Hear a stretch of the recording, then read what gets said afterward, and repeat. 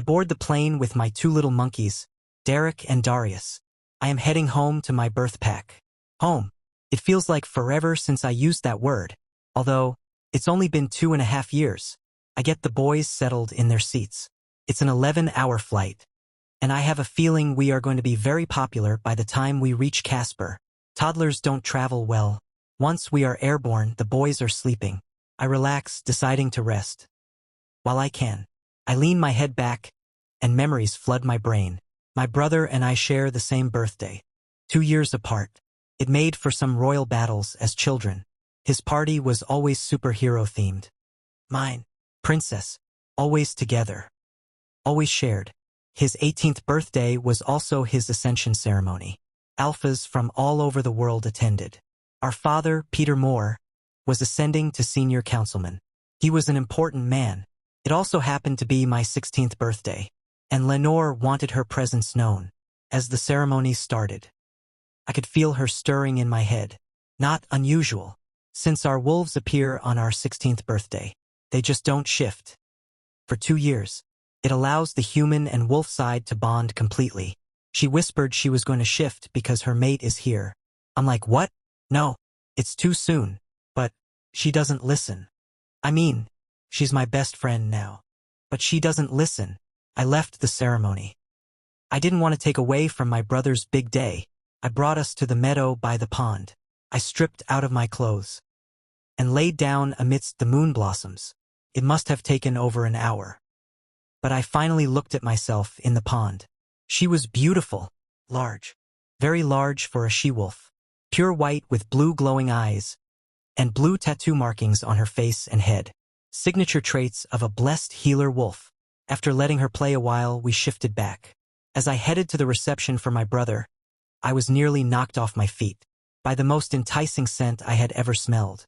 Leather and mint, intoxicating. A man stepped from behind a tree. I saw you shift.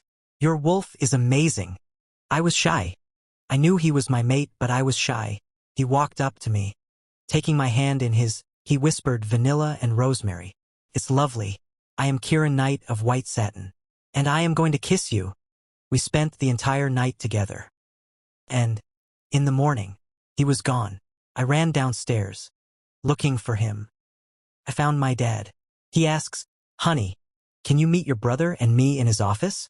I tried telling him I needed to find someone first, and he told me he knew who. In Alex's office, I was told Kieran told us you are his mate. He left to go back to his pack early this morning. He left a note for you.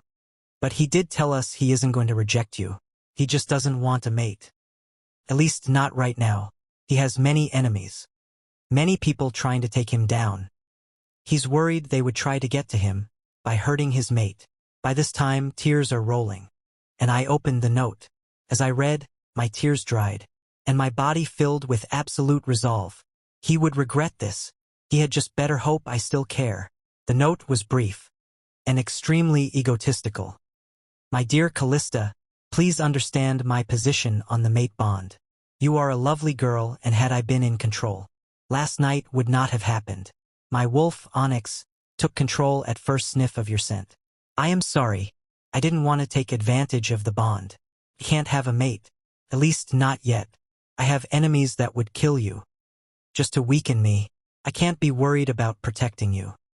Not when I have a whole pack to defend. I abhor scenes. It is why I left this way. I wish you well and hope one day we will be friends. 6. That was it. Friends. I left the pack that very day and moved to my mother's brother's pack outside Dunkirk. I studied healing, herbs, plants and flowers. I learned to make potions, tonics, even poultices. I went through a pregnancy. Alone, I gave birth to my boys. Then I started training. I became proficient in hand-to-hand and weaponry. I am partial to archery and sword fighting. The boys wake up halfway through the flight. I take them to potty. Then set up a snack tray and juices for them. Once they've eaten, I hand them each a tablet, tuning it to the same movie, where they fight. They are the spitting images of their father.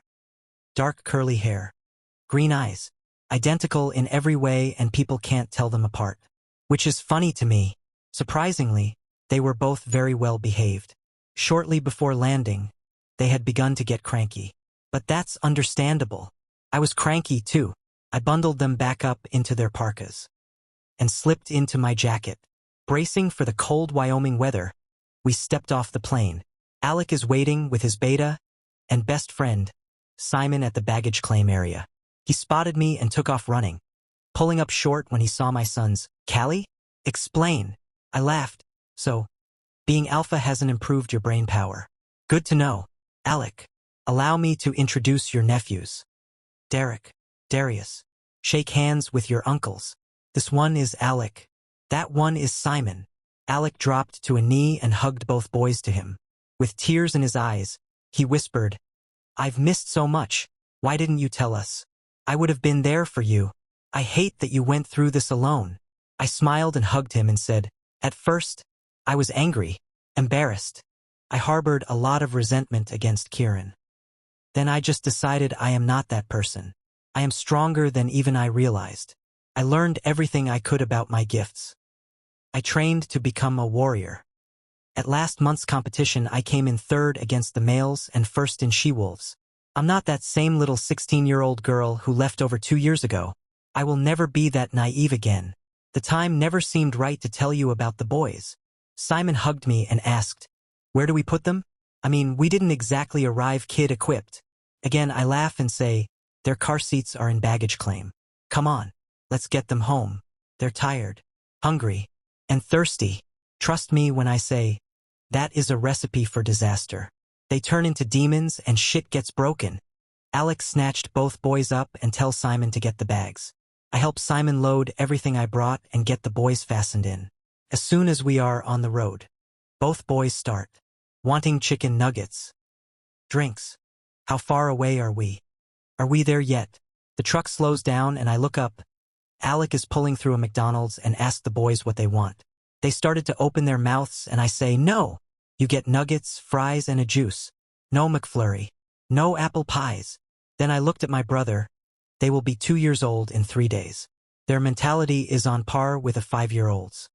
Never give them options. They will drive you mad. Once we are back out on the road, Simon turns in his seat and asks, what's your name, little guy? To which Derek replies, Darius. I groan. Darius says, he's not Darius.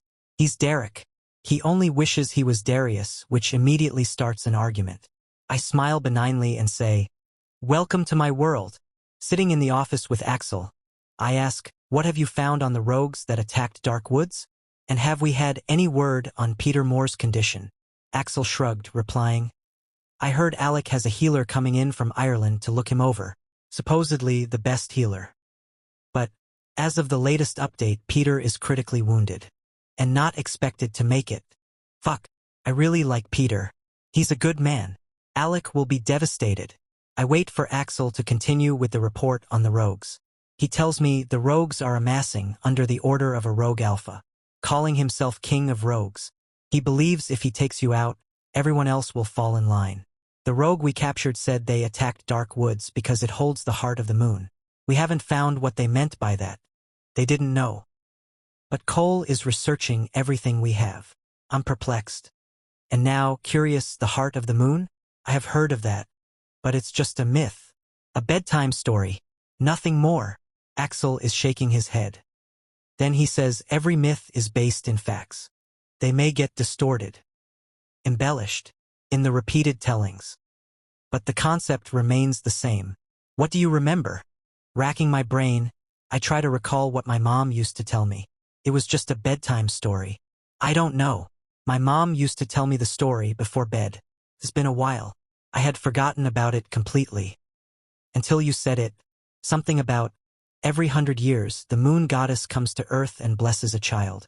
The child then carries her blessing in their heart. They have the gifts of the moon, are exceptionally beautiful and wise. They are always mated to a strong male, because they are hunted for their hearts. Ignorant people believe if they eat the blessed one's heart, they will receive the gifts. Axe shivers and remarks, that's as creepy as it is disgusting. So why Dark Moon? We know everyone over there. I don't ever recall anyone talking about this blessed one. I shrug and say, yeah, I don't know either. I will call Alec and let him know what we found out. But right now, I have a lunch date with Valerie. See you later. Valerie and I have been seeing each other for a little over 3 months. I am considering taking her as my chosen. I regret I can't be with my true mate, but she would be my weakness. If my enemies were to harm her, kill her, it would weaken me. My wolf wouldn't recover. And I can't afford that. I like Valerie. And I need an heir. Just an idea I am kicking around. I pick Valerie up, and we drive to town. It's just a lunch date, so we're headed to Melly's diner. We walk in and find a booth.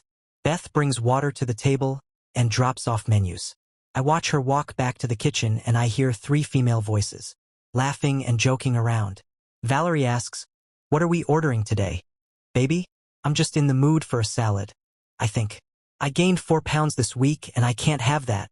I smile and say, "You are beautiful and you know it. Stop fishing." But I'm getting the bacon double cheeseburger. It is exactly what I need today. Beth took our orders and had brought our drinks to the table when I heard a voice say, "I will stop by another time, Melly. It was good catching up."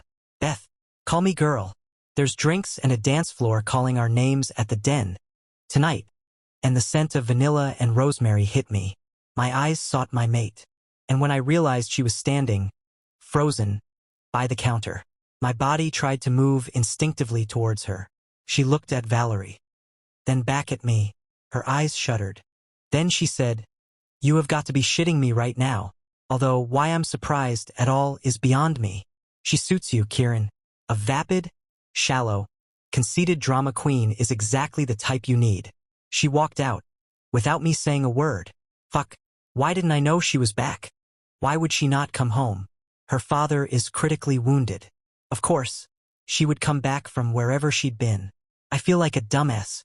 Pretty much got caught with my pants around my ankles. By my mate. Damn it. I sat back down and Valerie asked, "Why, in the name of the goddess, would you let that homely little bitch speak to you like that? And insult me? She has always been so jealous of me, and you just let her get away with talking shit about me. Way to be a man, Kieran." I said, "Shut the fuck up. She has every right to say whatever she wants. She is my best friend's sister. An alpha in her own right. As for what she said about you, I am venturing to guess it has something to do with the time you spent in school with her. Whatever beef you have with her has nothing to do with me. If you ever speak to me like that again, we are done seeing each other. And you can move out of the pack house. Back to the women's quarters." I had lost my appetite. So I dropped Valerie back at the boutique and headed back home. Walking in, I yelled, "Axel, my office now. Bring Cole," and went straight there. They walked in and Axel asks, "Lunch didn't go well?" I glared at him and Cole. I said, "When were you going to inform me Callista had arrived home? I ran into her at the diner." Axel grinned and Cole blurted, "Callie's back? Oh my goddess. I have to go see her." Well, I'm confused. Why is he so excited? I asked, "Do you and Callista have history?" He laughed. "I wish. No, she's just always been one of my best friends. I would have flunked out of school, if not for that brainiac. I didn't know she was back from Dunkirk, though. That caught my attention. She was in Ireland? How did you know that?" He shrugged and told me. "She texted me from time to time, just checking in." "Why?" I sighed. "I may as well come clean. She is my mate. A little over 2 years ago, at Alex's ascension ceremony, her wolf shifted early, probably because she smelled me. We spent that whole night together. Then I snuck out the next morning and came home." Axel looked at me, like I had 2 heads. Then he yelled, "What the fuck, man? You slept with her? Your mate? Then you rejected her? What is wrong with you?" I growled, "Enough. I didn't fucking reject her. I just told her that having my mate makes us vulnerable. And I can't protect her when I have the whole pack to defend." Cole said, "Wow. Just wow. At least now I know why she disappeared the day after Alex's ceremony. I'm really mad at you right now, Kieran. You have forsaken your true mate. Our rightful Luna. Because of your ego? If you take a chosen mate, especially if it is Valerie, I will recuse myself from Gamma position. I will only ever protect our rightful Luna." I was in the infirmary with Dad, checking his wounds. I had irrigated them all and pulled the silver out of his bloodstream. His vitals are better. His color looks good. His temperature is still a little elevated. But that's from the wolfsbane. Alec walked in and said, "Why didn't you tell someone you needed to go to town? I don't like you out, without protection. There are rogues everywhere." I grinned and said, "Hello, brother. How's your day going? Daddy is doing better today. He's going to make it. But he will have a couple months recuperation. Thanks for asking. Now, I went to town to pick up some gauze and tape. The infirmary is low on them, while I did order some for delivery. I needed some today." He growled, "You went alone. You could have been attacked. Just next time. Please, take some warriors, yeah?" I smile and hug him. Promise. And if the boys had been with me, I would have absolutely taken warriors. "I'm sorry to have worried you." He nodded and asked, "When you're done here, can you meet me in my office?" I readily agree, saying, "As soon as I collect my sons from daycare." "You betcha." I finished up with my dad, leaving instructions to link me at any time if anything changes. As I was heading over to the daycare, my phone dinged. It was Cole. Goddess damn it. I bet he knows. And that means he's upset. "See, you are back? Why didn't you call me? Why didn't you tell me Kieran is your mate?" "Seriously, Cal? Me? Only Alec and Daddy knew he was my mate. He didn't want me, Cole. He mated me and snuck away. Some bullshit note he left, claiming I make him weak. Fuck that. See, I'm sorry, Callie. I just told him I will step down as Gamma. I will not protect other than my true Luna. Me. Don't do that, Cole. I will be so mad at you. You can protect the Luna he chooses. You don't have to like her." Face with tears of joy. "See? Haha. You are my true Luna. I would suck at being Gamma if I ever had to choose who I would save from a burning building." Rolling on the floor laughing. "Me. Come see me tomorrow? Have something to tell you anyway." By the time I was through texting, I was at Alec's office. I knocked and walked in. Simon and Nick were already there. I grinned at all three of them and said, "What's up, Buttercup?" Nick grinned and asked, "What's the word, Hummingbird?" Then Simon adds, "What's the gist, physicist?" We all crack up laughing, while Alec rubs his forehead, saying, "Can we just not?" Making us laugh harder. Alec asks about Daddy. And since healing is my second most favorite thing to talk about, I say he's improving. The silver is gone. And the wolfsbane is dissipating.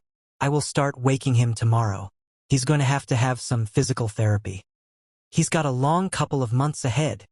Alec then says, "Callista, Kieran called today." I butted in. "Oh, let me guess. He called to complain about me insulting that fake bitch with the bolt-on boobs, Valerie." He choked on a laugh and said, No, that wasn't what he called about. But put a pin in that. I want to circle back to it. He called because he retrieved some information from one of the rogues that attacked Dad. I chuckled. "He retrieved it? Be quiet a moment. Let me savor the visual of him retrieving. Like the dog he is." Alec groaned out, "Must you? Let's just get through this. What do you say?" The rogue informed him that he has an alpha. That alpha is calling himself a king. He wants to take Kieran out. By sniper. If he has to. They are attacking our pack to get to the heart of the moon. Well, shit. Nick says all the security cameras you ordered are being installed, as we speak. I will have them all online by dinner time. Simon chimes in. The towers are nearly constructed and the underground bunkers at the borders are weaponized and ready for occupancy. I said, I want to see them. The boys are playing with Molly in the kitchen. Let's run out there. Lenore needs to stretch. Alec jumped up and said, Blaze can't wait to meet her. I'm excited, too. Let's run, guys. We stripped at the woodline and Lenore shifted. She stretched her forelegs out and pushed her haunches high. Then she shook her fur out. Walking over to Blaze, she rubbed her scent all over his dark brown fur, then licked his face and ears as he returned the favor. We ran and played a couple hours. Then Alec showed me the bunkers. I was enthralled with the ingenuity of the design. The earth looked completely undisturbed. If you didn't know they were there, you'd never find them. We raced back to the pack house. I almost had him, but he veered to the left and leaped an entire thicket. Once we were dressed, I stepped from behind the tree, and he was laughing. I smirked. You cheated. I should have expected it. He just grabbed me in a headlock and gave me a noogie. Big brothers suck. I got Derek and Darius seated at the table in their high chairs and prepared their dinner plates. Derek says, "Mommy, where's our daddy?" A boy at daycare said, "We are bastards, because we don't have no daddy." I look at him, then at Darius, who nods.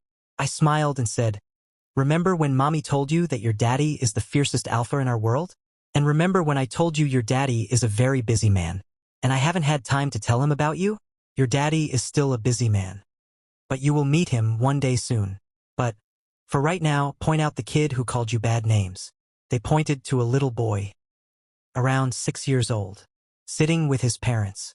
I recognize his mother right away. She's always been a gossip and a troublemaker. Great, raising the next generation of bullies. I walk over to their table. I say, "Hello, Phoebe.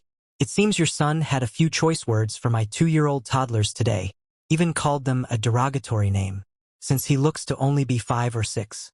The name he called them isn't one he pulled out of a hat. It's a word he's heard. If it happens again, trust and believe. I am coming for you," she snapped. "Oh, come on, Callista, you waltz in here." Dragging a set of twins after 2 years. And no mate, acting like you're just so much better than the rest of us. That's bullshit. You spread your legs for some fly-by-night and put the blame on my son for calling them bastards. I slapped her. Hard. I said, "Your opinion of me means Jack's hit to me. Come for my boys. Again. I dare you."